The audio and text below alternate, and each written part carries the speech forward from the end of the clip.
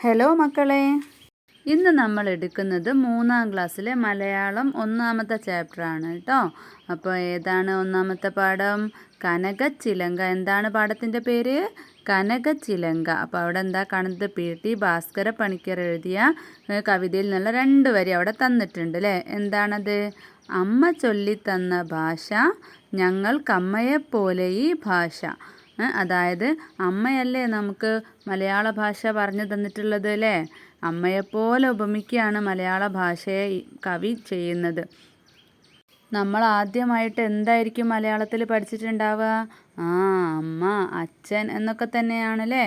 അപ്പോൾ അമ്മയെപ്പോലെയാണ് മലയാള ഭാഷ എന്നാണ് കവി പറയുന്നത്. അപ്പോൾ നമുക്ക് അടുത്ത പേജിലേക്ക് പോകാം. ഇതിൽ കാക്കിരി പൂക്കിരി എന്ന് പറഞ്ഞിട്ടുള്ള ഒരു കവിതയാണ് കാണുന്നത്.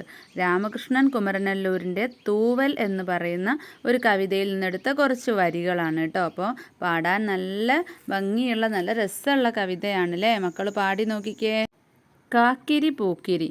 കാക്കിരി പൂക്കിരി തേന്മാവിൻ്റെ എത്താക്കൊമ്പത്ത്, കാക്കിരി പൂക്കിരി മാങ്ങകളങ്ങനെ പഴുത്തു തൂങ്ങുന്നു, കാക്കിരി പൂക്കിരി പിള്ളേരങ്ങനെ ആർത്തു വിളിക്കുന്നു, കാക്കിരി പൂക്കിരി കാറ്റിൻ കയ്യുകൾ കൊമ്പു കുലുക്കുന്നു, കാക്കിരി പൂക്കിരി 4-5 നിലത്തു വീഴുന്നു, കാക്കിരി പൂക്കിരി തേൻതുള്ളികളി നാവിനു സമ്മാനം.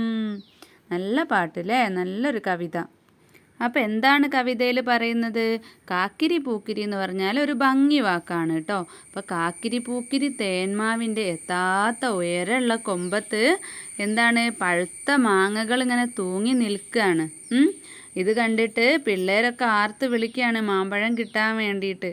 അപ്പോൾ എന്താണ്, നമ്മുടെ മാവിൻ്റെ കൊമ്പൊക്കെ ആടി കാറ്റിലൊക്കെ ആടിയിട്ട് കൊമ്പ് കുലുങ്ങിയിട്ട് എന്ത് ചെയ്യും? ഒരു 4-5 നിലത്ത് വീഴും അല്ലേ.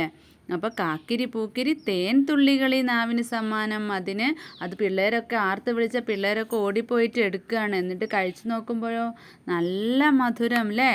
അതാണ് അവർ തേൻ തുള്ളികൾ പോലെ, തേന് പോലെ മധുരം എന്നാണ് കവി പറയുന്നത്. അപ്പോൾ മക്കൾ കവിത നല്ലപോലെ 2-3 പ്രാവശ്യം വായിച്ച് നോക്കുക കേട്ടോ. ചൊല്ലി നോക്കുക, പല താളത്തിൽ ചൊല്ലി നോക്കുക. അപ്പോൾ എന്താ താഴെ കൊടുത്തിട്ടുള്ളത്? താളം പിടിച്ച് ഈണത്തിൽ കവിത ചൊല്ലി നോക്കൂ. നിങ്ങൾ ഒറ്റയ്ക്കും നിങ്ങളുടെ ഫ്രണ്ട്സുമായിട്ട് കൂട്ടായിരുന്നിട്ടൊക്കെ ചൊല്ലി നോക്കുക. ഈ കവിതയിൽ ആവർത്തിച്ച് വരുന്ന 2 വാക്കുകൾ ഏതെല്ലാം? ആ വാക്കുകൾ കൊണ്ട് എന്തൊക്കെയാവാം ഉദ്ദേശിക്കുന്നത് കൂട്ടുകാരുമായി പങ്കുവെക്കൂ എന്നാണ് പറഞ്ഞിട്ടുള്ളത്. എന്തൊക്കെയാണ് ആ വാക്കുകൾ?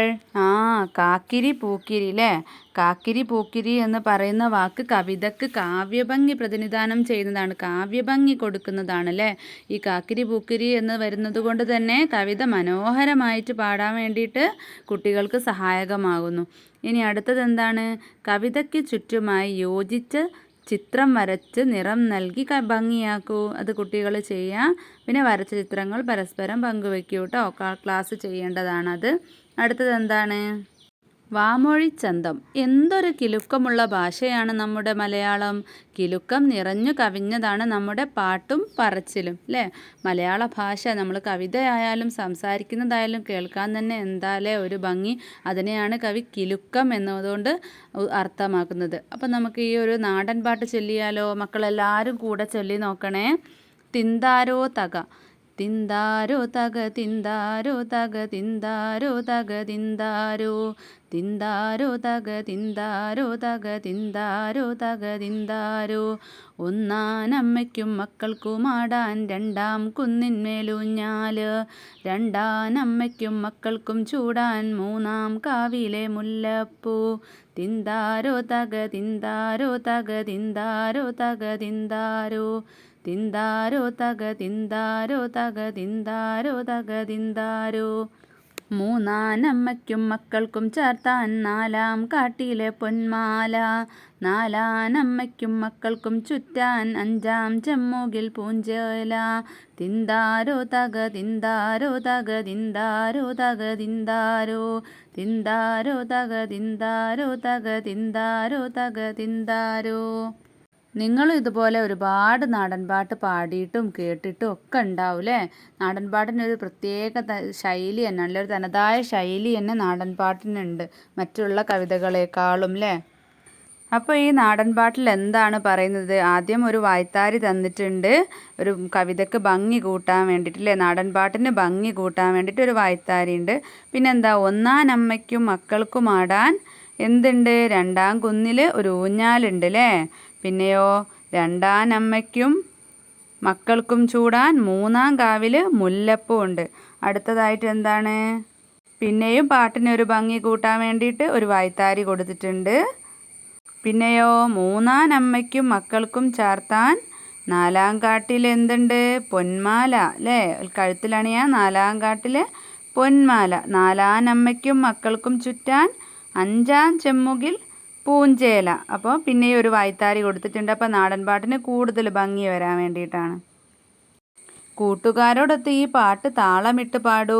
എല്ലാവരും പാടി നോക്കൂ കേട്ടോ. ഈ പാട്ടിന് തുടർച്ചയായി ചില വരികൾ കണ്ടെത്താമോ? എഴുതി താളമിട്ട് പാടൂ. നമുക്ക് ഇഷ്ടമുള്ളത് എഴുതാം, നമുക്ക് മനസ്സിൽ തോന്നുന്നത് എഴുതാം അല്ലേ. അപ്പോൾ എത്ര വരി വരെയാണ് അവിടെ എത്തിയിട്ടുള്ളത്? അഞ്ചാനമ്മയ്ക്കും മക്കൾക്കും പോകാൻ മഞ്ചാടിക്കുന്നിലെ ഉത്സവമേ, ആറാനമ്മയ്ക്കും മക്കൾക്കും തിന്നാൻ കുറിഞ്ഞിക്കാട്ടിലെ ചെമ്പഴുക്ക. മിസ്സിന് ഇഷ്ടമുള്ളത് ഉണ്ടാക്കി കേട്ടോ. അതുപോലെ നിങ്ങൾക്ക് ഇഷ്ടമുള്ളത് വെച്ചിട്ട് നാടൻ പാട്ട് തയ്യാറാക്കി കൂടെ വായ്ത്താരികളും കൂടെ എഴുതിയിട്ട് രീതിയിൽ അതിൻ്റെ ഈണത്തിൽ പാടി നോക്കുക. ചില വായ്ത്താരികൾ ടീച്ചറോടൊപ്പം ചൊല്ലി ആസ്വദിച്ചല്ലോ. നിങ്ങളുണ്ടാക്കിയ വായ്ത്താരികൾ എഴുതി വെക്കൂ. പിന്നെ ഒരുപാട് വായ്ത്താരികൾ ഉണ്ടല്ലോ നമ്മൾ നാടൻ പാട്ട് പോലെ ഇങ്ങനെ പാടുന്നത്. അതുപോലെ ഒന്ന് രണ്ടെണ്ണം മിസ് പറഞ്ഞു തരട്ടെ. താനാ തന തന താനാ തന തന താനാ തന തന തന്തിനോം ഒന്നത്. പിന്നെയോ, ഓ ദിത്തിത്താരാ ദിത്തിത്തൈ ദിത്തൈ തകതെയ്തോം. ഇതുപോലെ ഒരുപാട് വായ്ത്താരികളുണ്ടല്ലേ. അപ്പോൾ മക്കൾ കണ്ടെത്തി എഴുതുക കേട്ടോ. അടുത്തത് എന്താണ്? പഴഞ്ചൊൽ പെരുമ. പാട്ടിലും കവിതയിലും മാത്രമല്ല ചൊല്ലുകളിലും താളമുണ്ട്. ഈ വിവരണം വായിച്ചു നോക്കാം. ഇപ്പം എന്താ, നാരങ്ങപ്പാല് ചൂട്ടയ്ക്ക് രണ്ട്, ഇലകൾ പച്ച പൂക്കൾ മഞ്ഞ, ഓടി ഓടി വരണ കള്ളനെ പിടിച്ചേ. ഇപ്പോൾ പൊടി പാറിയ കളിയാണ് മുറ്റത്ത്, ആകെ കൂക്കും വിളിയും ബഹളമയം. എന്താ മക്കളെ, കാക്കക്കൂട്ടിൽ കല്ലിട്ട പോലെ? അമ്മയാണ്. ഹായ്, നെയ്യപ്പത്തിൻ്റെ മണം. കുട്ടികൾ ആർത്ത് വിളിച്ചു. ഓ, കളിയൊക്കെ നിർത്തിയോ? എന്താണിപ്പം എല്ലാവരും ഇങ്ങോട്ട് ഓടി വന്നത്? ഓ, അതങ്ങനെയാ, അരി എറിഞ്ഞാൽ 1000 കാക്ക എന്നല്ലേ. അല്ല, നീ എന്താ ബേബി അവിടെ ഒതുങ്ങിയിരിക്കുന്നത്? ബേബിയെ നോക്കി അമ്മ ചോദിച്ചു. അതെ, കളിക്കാനൊന്നും കൂടിയിട്ടില്ല, തലവേദനയും പനിയുമാണത്രേ അവൾക്ക്, വയറുവേദനയുണ്ട്. ബേബിയുടെ കൂട്ടുകാരി പറഞ്ഞു. എന്നാലും ഒരു നെയ്യപ്പം കഴിച്ചോ മോളെ, അമ്മ സ്നേഹത്തോടെ നിർബന്ധിച്ചു. വേണ്ടമ്മേ, എനിക്ക് വയ്യ, ബേബി ചിണുങ്ങി. കഷ്ടം തന്നെ, എൻ്റെ കുട്ടിക്ക് എന്തിഷ്ടാ നെയ്യപ്പം. അത് തിന്നാറായപ്പോഴോ ആലിൻകായ പഴുത്തപ്പോൾ കാക്കക്ക് വായ്പുണ്ണ് എന്ന നിലയിലായി അവളുടെ കാര്യം, അമ്മ വിചാരിച്ചു. ബേബിക്കുട്ടിയെ, മോളുടെ പനി മാറുമ്പോൾ അമ്മ നെയ്യപ്പം ഉണ്ടാക്കി തരാട്ടോ.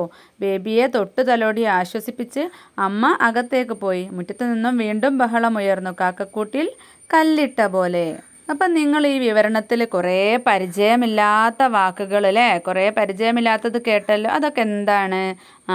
പഴഞ്ചൊല്ലുകളാണ് അല്ലേ. അപ്പോൾ വിവരണം വായിച്ച് പഴഞ്ചൊല്ലുകൾ കണ്ടെത്തൂ എന്നാണ് പറഞ്ഞത്. കാക്കക്കൂട്ടിൽ കല്ലിട്ട പോലെ എന്ന് പറയുമ്പോൾ അത് കാക്കകളെ കുറിച്ച് മാത്രമാണോ പറയുന്നത്? അല്ല അല്ലേ. ചറബറ സൗണ്ട്, ഒരു കാക്കകൾ കൂടി നിൽക്കുന്ന സ്ഥലത്ത് കല്ലെറിഞ്ഞാലുണ്ടാവുന്ന ആ സൗണ്ട് പോലെ എന്നാണ് ഉപമിക്കുന്നത്. അത്രയും ചറബറ സൗണ്ടാണ് അല്ലേ. പിന്നെ അരി എറിഞ്ഞാൽ 1000 കാക്ക എന്നതുകൊണ്ട് കാക്കയുടെ വരവിനെ മാത്രമാണോ സൂചിപ്പിക്കുന്നത്? അല്ല അല്ലേ. പഴഞ്ചൊൽ പെരുമ എന്ന് പറയുന്ന ഈ വിവരണത്തിൽ എന്താണ് പറഞ്ഞിട്ടുള്ളത്? കുട്ടികൾക്ക് കാക്കകൾ, നമ്മൾ കുറച്ച് അരി എറിഞ്ഞാൽ കാക്കകൾ എവിടെ ഉണ്ടെങ്കിലും പറന്നെത്തും. അതുപോലെ തന്നെ നമ്മളെ ഇഷ്ടമുള്ള എന്തെങ്കിലും ഒരു സാധനം നമ്മളെ അടുത്തേക്ക് വരികയാണെങ്കിൽ, കൊണ്ടുവരികയാണെങ്കിൽ നമ്മളെല്ലാവരും കൂടെ ഓടിയെത്തും അല്ലേ, കൂട്ടായിട്ട്. അതിനെയാണ് അമ്മ അരി എറിഞ്ഞാൽ 1000 കാക്ക എന്നതുകൊണ്ട് സൂചിപ്പിക്കുന്നത്. അടുത്തതെന്താണ്? ഒരു പഴഞ്ചൊല്ലും അതിന് ചേരുന്ന ചിത്രവുമാണ് ചുവടെയുള്ളത്. അത് നോക്കൂ. ഒരുമ തന്നെ പെരുമ. പഴഞ്ചൊല്ലിനെ പറ്റി ചിത്രത്തിൽ നിന്ന് എന്തെല്ലാം കണ്ടെത്താം? മക്കൾ ചിത്രത്തിൽ എന്താണ് കാണുന്നത്? ഭക്ഷണവുമായിട്ട് ഉറുമ്പുകൾ പോകുന്നതാണല്ലേ കാണുന്നത്. ഒരു ഉറുമ്പാണോ ഭക്ഷണം പിടിച്ചിട്ടുള്ളത്? അല്ല അല്ലേ. 1, 2, 3, 4, 5, 6, 7 ഉറുമ്പുണ്ട് അല്ലേ? 7 ഉറുമ്പ് കൂടിയിട്ടാണ്. പിന്നെ മുന്നിൽ വഴി കാട്ടാനായിട്ട് ഒരു ഉറുമ്പുണ്ട്, ബാക്കിൽ അതുപോലെ തന്നെ അവർ ഹെൽപ്പ് ചെയ്യാനായിട്ട് ഒരു ഉറുമ്പും നിൽക്കുന്നുണ്ട് അല്ലേ? അപ്പോൾ എന്താണ് ഇതിൽ നിന്ന് മനസ്സിലാവുന്നത്? ഒരുമ തന്നെ പെരുമ, ഒന്നിച്ച് നിന്നത് കൊണ്ടാണല്ലേ. ഒരാൾക്ക് അതിലിപ്പോൾ ആ ഭക്ഷണം കൊണ്ടുപോകാൻ പറ്റുമോ? ഇല്ല അല്ലേ? അതുപോലെ എല്ലാവരും കൂടെ ഒത്തൊരുമിച്ച് നിന്നതുകൊണ്ട് അവർക്ക് വേണ്ട സ്ഥലത്തേക്ക് ആ ഭക്ഷണം കൊണ്ടുപോകാൻ പറ്റും. ഇതുപോലെ നമ്മളും ഒത്തൊരുമിച്ച് നിന്നാൽ പല കാര്യങ്ങളും നേടിയെടുക്കാൻ പറ്റുമെന്നാണ് ഈ ഒരു പഴഞ്ചൊല്ലിൽ നിന്ന് മനസ്സിലാക്കാൻ പറ്റുന്നത്. അപ്പോൾ മക്കളെ, ഇത്രയേ ഉള്ളൂ ഇന്നത്തെ ക്ലാസ്. ബാക്കിയുള്ളതൊക്കെ അടുത്ത ക്ലാസ്സിൽ ചർച്ച ചെയ്യാം. അപ്പോൾ മക്കൾ എന്ത് ചെയ്യുക? മക്കൾക്ക് വീഡിയോ മനസ്സിലായിട്ടുണ്ട്, മിസ്സ് പറയുന്നതൊക്കെ മനസ്സിലാകുന്നുണ്ടെങ്കിൽ വീഡിയോ ഫ്രണ്ട്സിനും കൂടെ ഷെയർ ചെയ്ത് കൊടുക്കുക കേട്ടോ. അപ്പോൾ അടുത്ത ക്ലാസ്സിൽ കാണാം.